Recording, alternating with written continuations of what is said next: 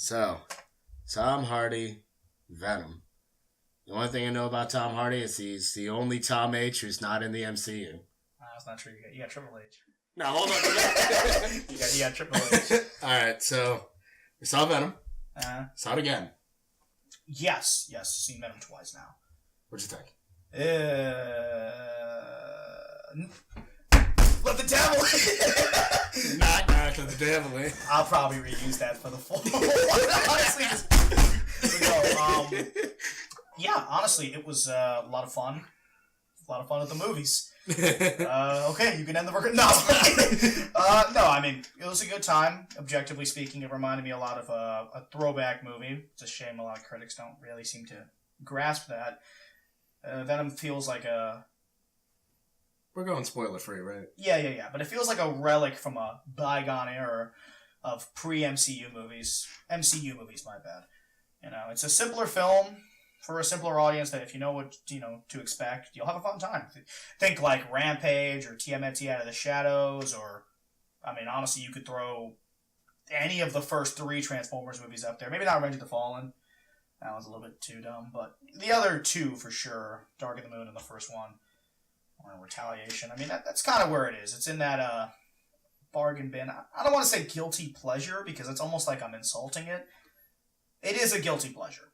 You know, it's very self-indulgent, but it's better than, like, most. You know, it's not a bad film, per se, but objectively speaking, I'm not going to say it's, like, on the level of something like Captain America the Winter Soldier or something like that, because it's not trying to be. It has a very small...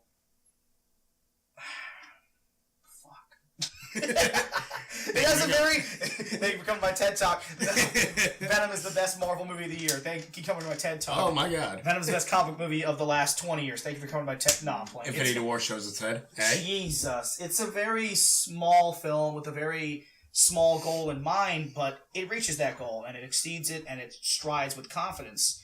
And it's completely self-aware that it's not going to be, as good as a lot of the MCU movies, but it doesn't really have to be. It doesn't try to be. It's the silly, goofy comic book character that if you grew up with in the 90s, you know what to expect, and it is a Venom movie through and through. That's pretty much the best thing I could say about it, so... Next question! Jesus. Question, now! Okay. The CGI, everybody is saying, like, CGI looks like ass. What do you think? I think it's serviceable. There are certainly some scenes where it looks, you could say, unrendered or unfinished or a little bit sloppier than others. But mostly, for the most part, I'd say overall, maybe like 75 to 85% of the CGI looks great. There are some shots that look absolutely astounding, and it's really just a sight to behold if you're a fan of Venom. I never thought they'd make Riot cool. No, Riot was pretty cool in the movie for what he was. He serves his purpose as a villain. He's got a pretty slick design. He was like a grayish black in the comics, so I appreciated them making him like a white silver. I thought it did a great job to differentiate him from other symbiotes and gave him his own identity. Venom, need I say anything more? He looks just like he does in the Ultimate Comics. And that's basically the best thing to take from this movie. It's basically if you were to mix Lethal Protector with Planet of the Symbiotes, with Separation Anxiety, and, with the Ultimate Run, with all the stuff with Venom in the Ultimate Run. And that's basically what this movie is. So, yeah, no, I thought the CGI looked great in some shots. Didn't look so good in other ones, but it's serviceable. At best, it's great. At worst, it's serviceable to passable. I never thought it was, like, downright atrocious or just ugly. If anything, I guess the only real issue is sometimes... The movie mostly takes place at night, so a lot of the lighting makes it impossible to really appreciate the level of attention to detail and scope of the symbiotes. But obviously, if you don't know this, it's easier to do CGI at night. It just makes it so much easier. And since this movie was already working with a very small and limited budget, it makes sense why most of it was filmed at night, because they didn't want to, exceed their budget. So, for what it is, I'm like, yeah, sure, it looked pretty good. It looked fine. There you go. Okay. Characters themselves, obviously Tom Hardy playing Venom. A lot of people were hyped up for it. What'd you think? Carlos? It'll do. Till Hey. Fury Road gets a sequel. Hey. Then it's screwed. Nah, I'm playing. Tom Hardy plays a really good Eddie Brock. I know it's kind of cliche to say Tom Hardy in anything, but Okay. Because he's the guy, he is the man who's been fan casted as Wolverine, the Punisher, Green Arrow, literally, as Godzilla Mendoza said, literally every white protagonist in comics that's a lead, somebody has fan casted Tom Hardy as. But I think he's a pretty good choice for Venom. I wasn't very skeptical about it at first because I have a lot of respect for the guy. I really admire his work. I think he's a solid actor and one of the best actors in the business. He's got quite a huge, from what I can tell, ego when it comes to projects. He's very particular on them. So if he picked Venom, I figured, okay, there's got to be something promising about this. And, he said he did it for his kid. That's respectable as reason for any. Robert Rodriguez did Bless the World with Shark Boy Lava Girl for his kids. So, I mean, but no, that's a different movie for a different day. I thought that was a good reason to get involved in this. I thought that's as solid a reason as any. Your heart's in it. And, even if you don't have a lot of love for the character and affinity for him, because Tom Hardy admitted he really didn't know anything next to anything about Venom other than, he's a Spider-Man character. So I was like, okay, that's modest, but no, the way he plays it, I'm not gonna lie. I'm not gonna say he plays it straight. He pretty much plays it as a cartoon, but, I mean, it's very much, he plays modern, current Eddie Brock, not the stretchy ball of hate and, loathe that he has for Spider-Man in the 90s, or he's not that ball of pent-up aggression that has a hatred against Spider-Man. No, he's very much sort of chilled, laid back. He's reckless. He's a little bit conceited and arrogant, selfish, sure. But at his heart, he's a good person, and I think Tom Hardy did a good job of embodying that. I liked the contrast between his Venom and his Eddie Brock, because no one character feels the same. They're very distinctive personalities, and it was very entertaining to watch them both struggle to see who gets the driver wheel. Or the driver's wheel. Yeah. You get what the fuck I'm saying. No, I mean, it was entertaining, and Tom Hardy also did the voice for Venom, where he exceeded with that, in fucking spades, surprisingly so. And again, the dichotomy between the two characters is what makes the movie so entertaining, and their relationship, and their bond, and their dynamic is what really drives the film, and drives it home, and sells it, which is good, because that should be the core pillar foundation. One more time, buddy. The core pillar of any Venom story or movie or adaptation or whatever should always be the relationship between the host and the symbiote. I'm not saying Brock specifically because other people have been Venom in the comics. But in a story like this, yes, that should be where your focus is. If that means you got to compromise some of your side characters not being as interesting or well-developed, or compromise your villain maybe not being as interesting or well-developed, well, so be it. As long as you get Venom right at his core, I feel that's what's most important. Michelle Williams, I guess? Sure. Yeah, sure. We watched Oz the Great and Powerful the other day. Sure, why not? She was fine. She served her purpose. She's a lot better than some of the other MCU love interests / romantic leads. And what I liked about her was that she wasn't necessarily a helpless damsel, but she wasn't also even a love interest at that. She was Eddie Brock's ex-fiancée, and even though the movie kind of plays coy with it, they're never going to get back together. I don't ever see that happening. She's pretty much moved on with her life. I can't wait to see Venom 2 where they get back together. Well, they shouldn't. They shouldn't. So what I'm saying is I like the fact that the movie used her sparingly. She served her purpose. And every time she's on screen, I don't feel like they forced her in. Contextually, it makes a lot of sense. The script has a lot of good reasons for her to be there, being that she's the only person Brock really has in his life that he can turn to. So she really played it up more as a supportive, I guess I want to say, friend who cares about him. You can tell she still has feelings for him, but she still cares about him. But again, they don't force the romantic lead thing. It's kind of similar to what Doctor Strange did, and I really like that personally. I would have hated if Venom just, got back with her at the end and they said, fuck the boyfriend or whatever. No, they play it pretty real, I'd say. They play it pretty straight, so I'm happy with that, Is she a great character by any stretch? No, but at the same time, she's serviceable, she plays a role, she does help. She's fine, she's what I would consider a passable, supporting female lead role, whatever you want to call her. Like I said, she's more so somebody who just cares about Brock. And yeah, it makes sense that you'd have to have somebody. I mean, the movie can't just be Eddie and the symbiote. You have to have supporting characters. Yeah. And as far as side and supporting characters go, she was a lot better than some of the other romantic leads I've seen in Marvel movies or superhero movies in general. So, yeah. Like which ones? I know what you're thinking. I can get the Shadow Shut right now. Go ahead and say it. I mean, I'm not talking just MCU or anything like that. I mean, I personally didn't care for Rachel Dawes in the Batman trilogy, if you want me to get outside MCU. Of course, there's Jane Foster in the Thor movies. Liz Allen in Homecoming. Hell, but Liz Allen in Homecoming's not terrible. She just didn't get anything to work with. Fucking Kirsten Dunst in the original Spider-Man trilogy. She's easily better than her. She's not as good as Gwen Stacy. That's because Gwen Stacy had a personality and was a developed character on her own. So, again, I'd say she's like a 7 in terms of supporting side female characters in movies. I'm just happy she wasn't a damsel and she wasn't a love interest. But, as you said, they could easily make her both of those things in movie 2. Yep. So I can't wait. I'm just gonna cross my fingers on that one and hope they don't. But yeah, she was fine. I thought she worked well. Granted, her and Eddie had no real chemistry when they were together, but good news for you guys out there. It's not a good chunk of the movie.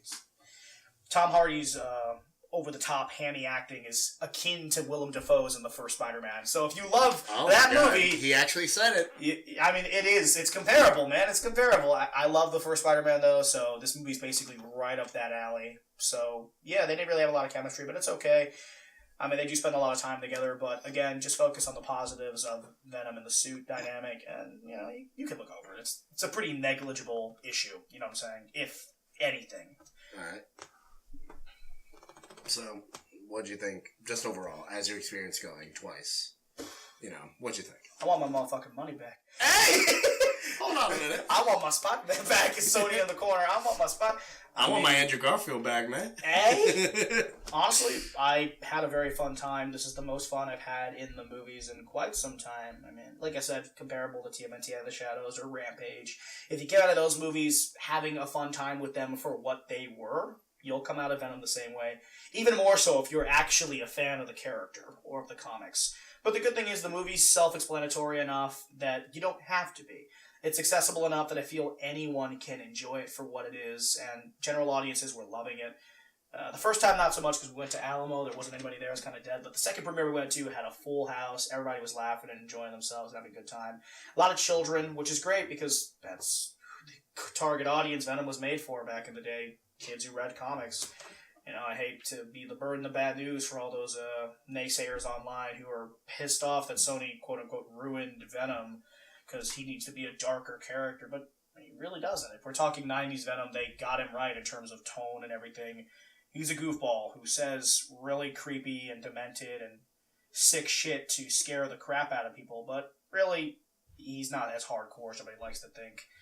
You know, he's just got a twisted sense of humor, and I think the movie nailed a lot of his humor in a lot of ways. I mean, he told a lot of jokes. Maybe movie 2 can do more, but for a first film, I was satisfied. I guess the only area of improvement you could really say is you can maybe cut down on some of the supporting cast in the next movie. Granted, there wasn't a lot of them, so I don't really know what you could cut down on. But honestly, movie 2 could just honestly be Son of a bitch! What I'm going to say about that last point. I know people are going to be typing, but didn't you just say you need a supporting cast of side characters because the symbiote and Eddie could not hold their own film? Yes, I did, but I mean that for a first film or an origin film. Now that Venom and the symbiote, now that the symbiote, or whatever, Venom, whatever you want to call it, now that Venom and Eddie are both established and they have a working, functional relationship that we've seen before, it's already been established, and we've grown through it. As characters, they've grown as well. Movie 2, you could easily just have Eddie Brock and the symbiote just as the main characters, and you could pretty much lose, some of the side characters. I don't really think Michelle Williams is crucial or essential for her to return. If she were to just say, I'm done after movie 1, it wouldn't be a big deal. I mean, you could always find a new love interest, or here's a crazy idea or concept for superhero films for some reason, you could just not have one. Yeah. Could you believe that you could do a superhero movie without having a love interest? What? No, I've seen every MCU movie, and they don't do that. No, but you could just have a superhero movie without having a love interest. It's not essential, but for some reason, I mean, Amazing Spider-Man 3 probably would have had one, but Mary Jane. Oh fuck. For some reason, it's was like... that an actual thing? Yeah, there was I'll scenes filmed for her in The Amazing Spider-Man 2 that they deleted because of all the shit they already had in the movies. Alright, that's off topic. Look, I'm saying, I don't know why, but it's like taboo in a superhero movie not to have a love interest, which is just weird because comic books do it all the time. But, I mean, you do have love interest in comics. I'm not saying you don't, but there are tons of comics and examples where you can have a comic without having the love interest, or you can have an arc without having a love interest. Romance is a crucial part of living, and it's a crucial part of superheroing as well, or superhero comics, sure, but I'm saying it's not always needed. If a story could be better without having a significant, lead love interest to star opposite of your lead, you can just cut her out. I mean, it's not like you're going to lose much if she doesn't add anything into the movie overall. Now, in this case, like I said, Michelle Williams, her role, she's fine. They give her enough reason to be here. But I'm saying if they were just to cut her, I'd be fine with it. I guess I should talk about Riot. I didn't really mention Carlton Drake. He's the only other character that really matters. So. Yeah, well, spoiler. No, he's the only real character that matters. Jenny Slate's in the movie as Dr. Scurf, but she doesn't have a very big role, so I'm not really going to cover her. She's not a developed enough character to really. Do you want to cover? No, I'm good. Yeah. I mean, I could just save that for the spoiler review, but in terms of Riot, real quick, yeah. Carlton Drake, he's an adequate villain. He's functioning. I know people are going to compare him to the likes of Steppenwolf. Steppenwolf's not the worst villain either in comic books movie either. At least Steppenwolf has a motivation that's fully fleshed out. As a character, is he fully fleshed out? No, but he's serviceable. He's enough of a threat for movie one that he's pretty disposable. And that's what Riot is. Riot very much feels like an MCU Phase 1 or 2 villain. He's comparable to the likes of characters like Ironmonger or Abomination or... I guess I can't really say Red Skull because he's... I think Red Skull pretty highly. Loki continued over, so that's not a good one either. I mean, you could also say Malekith or Mandarin or Yellow Jacket or Ronin. There are dozens of villains that the MCU has done, or Khaleesi's. There are dozens of villains that the MCU has done that are pretty just one and done. The intent of them is to just be serviceable, to be passable for your first film, so all the focus can go to your hero. The villain may not be as developed, but you know what? Whatever. It's one thing you compromise. So long as the rest of the movie is solid, you can forgive it. And in this case... Riot ain't shit in the comics. He was in 4 issues. He was in separation anxiety. And then he died. So, for what he was here, I thought it was cool what they managed to do with him. They gave him a lot more than he ever had in the comics. Again. So, in terms of that, I guess I'm glad that they gave an obscure Venom villain from the 90s exposure. Riz Ahmed does a pretty decent job. There are scenes where you kind of wonder if he knows what movie he's in.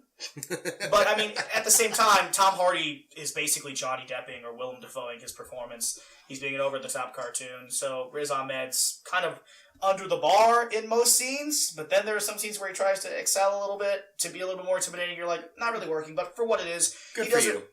He does a decent job. He's passable. He's serviceable. And again, I'm not going to put that on the actor, because I don't think he did a terrible job. I think he just did decent. I thought he was adequate. I also got to feel like it's partially the direction they gave him and the script, so I'm not going to put it on him. He really didn't have much to work with anyway. So, he's serviceable, he's fine, he's big, he's intimidating, he shows up for the last act of the movie. He's that threat that you need so Venom can have a big CGI end boss fight that every superhero movie seems to have or needs to have. So, for what it is, he's fine. Again, if you take into account that it's a throwback movie to, pre-MCU movies, or in terms of the villain, I'd just say he's a typical MCU movie villain. He doesn't have a lot of dimension, pathos, depth, development, anything, but he's serviceable. He's a decent enough, formidable threat and foe. He's pretty much disposable. That way for movie 2, you can get to the better villain that you know they want to use. So, in this case, he's fine. I didn't really hate him. I thought he had some pretty cool tricks and offered some pretty cool VFX stuff and CGI stuff. And the end battle was pretty cool. Pretty brutal. I wish it was a little longer, but again, I brought up budget earlier, so... Yeah, how much did they have again? 100 mil? 100 mil. Yeah. So I was like, it's a steep 100 mil. Sony was kind of taking a risk with this movie. It's a bit of a gamble. They didn't want to put too much on it, so if it didn't make any money, they wouldn't be losing too much. They didn't want to put too much on it yet. They're going to go ahead. They didn't want to put anything... They didn't want to have ride too much on it, but let's announce 20 Sony Spider-Verse movies before this movie even comes out, because we're not desperate. We don't got anything riding on this movie, obviously. And by the way, since we announced this and we were taking a huge gamble here, we're also going to have some of these mixed with the MCU. I hope you're happy. No, that's just a preliminary. That's what they want, but Yeah. I don't. That's an I don't initial see that thing. happening. I don't see it happening though. Feige's like, my universe, I arise. So I don't see it happening. But again, Riot works fine. He's the spectacle factor you need for this movie to tie up. Because if Venom didn't fight something at the end, you'd probably feel cheated. So he's fine. He's fine for what he is. Again, I guess I'm just happy that at least he got some new exposure. Just watched Riz Ahmed in Rogue One, and I was like reminded. I was like, oh, hey, you are a really good actor. It's unfortunate that you're in this movie. I mean, it's not like it's a bad thing, but I'm saying I'm sorry, my child. This movie doesn't really give him a lot of to work with. So I'm sure if anybody's just gonna rate his entire career off this movie, yeah, you're fucked, man. I'm sorry. You don't have a lot of range to work with. But like I said, he's done other good movies. I know he's a good actor. This movie's not a credibility to his work, but Venom's not going for the Oscars. No one's gonna expect that of it. So remember how we said this is gonna be like a 10-minute thing? It's been about double that time almost. Alright. So let's go ahead. Final thoughts on the movie, I guess, if you want to give it an arbitrary rating that everybody fucking wants. Okay, I'll put it in the never be creative again box real quick. I'm gonna scold it for trying because it's not an MCU movie. I'm gonna scold it for daring to be something different in a day and age where MCU movies have kind of become a little bit trite and stale and generic because they're all so formulaic. I'm not hating on the MCU. I do love the MCU. I'm just saying. Hey, do you hear that? I think some fanboys out by the door. They coming to you, man. You better run out the back. I mean, if I had to, as a movie, it's probably like a 6 or a 7.